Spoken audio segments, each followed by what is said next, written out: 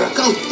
Anwahara was supposed to go to one of Nigeria's top boarding schools, but his father thought some on-the-job training would serve him better. We'll both be helping each other out. The elder Anwahara had made a small fortune in the notorious Nigerian 419 scam. I will deposit the money. I will take care of you, sir. Yes. All you have to do is give me your bank account number, and I'll happily put the money into your account. That's where a supposed prince needs to quickly get his cash out of his country and con someone to send him their money to do so, with the promise of a large return. That's right. You have been approved, and within 24 hours, you have the money into your account. Life lessons Anwahara put to use when he returned to the U.S. as a 20-year-old man, put together his own crew of con artists. It's called a HELOC, a home equity line of credit. The only direction the real estate market is going is up. So it's time we take a ride. A couple of years ago, a house that sold for $200,000 is now going for $5. That means the bank which is floating this mortgage is willing to loan the homeowner what he owns on paper, $300,000. And that's where we come in.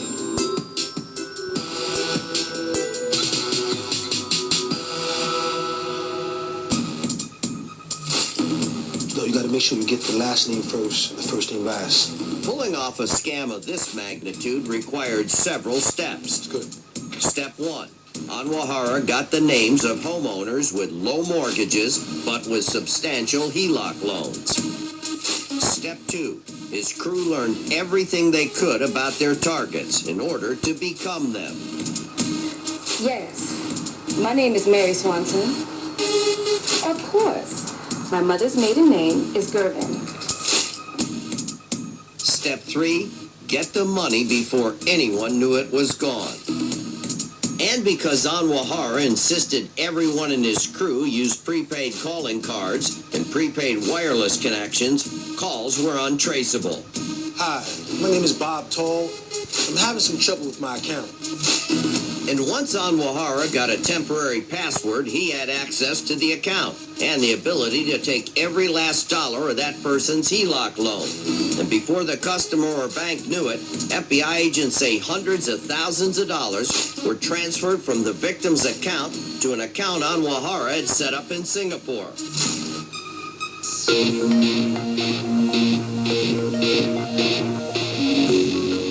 And by the time the FBI was called in, millions had already evaporated.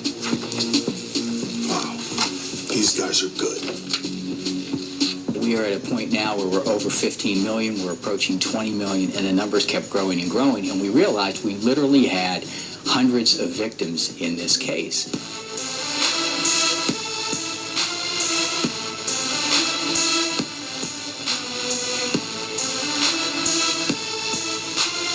For 2 years, Anwahara was a phantom, his ID hidden from the FBI.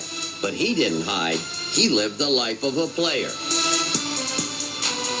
Toby lived a very lavish lifestyle. It was not unlike him to go out to a strip club or to a gentleman's club and spend $50,000 in a night.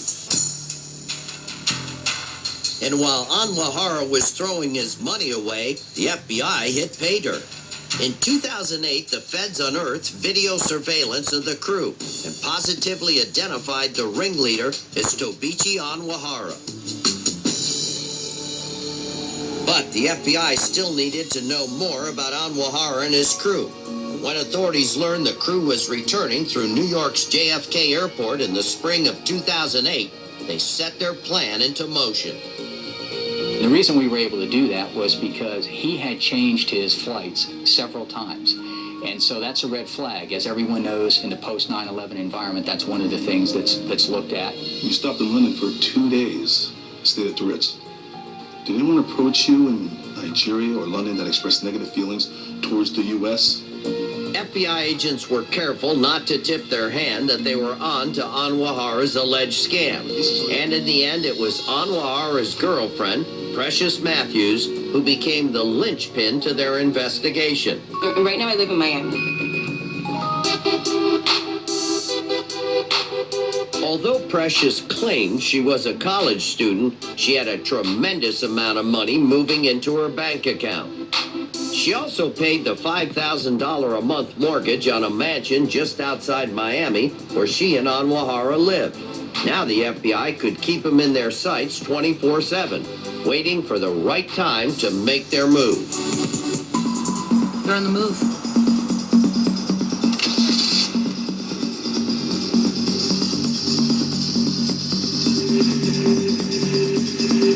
And on August 1st, 2008, the FBI had enough information to make their move, following Precious to the Hard Rock Casino in Fort Lauderdale. Be advised, we're pulling into the parking lot.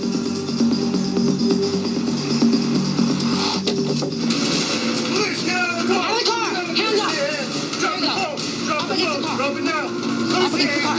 Drop the phone! Drop this phone! Hands on the car.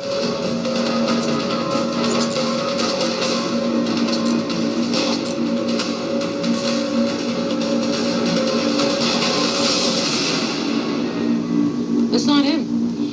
That's right. The other passenger was a relative of Anwahara's who looked just like him. Drop that phone! Precious actually sends a text message, as we later find out, to Toby, who's already in the casino, warning him that they're in the process of being arrested.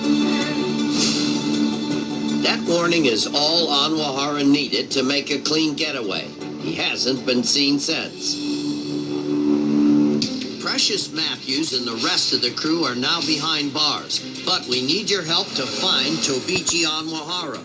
Anwahara can speak with both an American and Nigerian accent. He loves expensive sports cars and he's addicted to gambling and strip clubs. But the biggest clue might be this very expensive diamond-encrusted necklace Anwahara owned. On it's a character holding 2 money bags with the words 8 Figati. It could be worth nearly $1 million, and agents think it could still be around Anwahara's neck. If you've seen it or him, don't have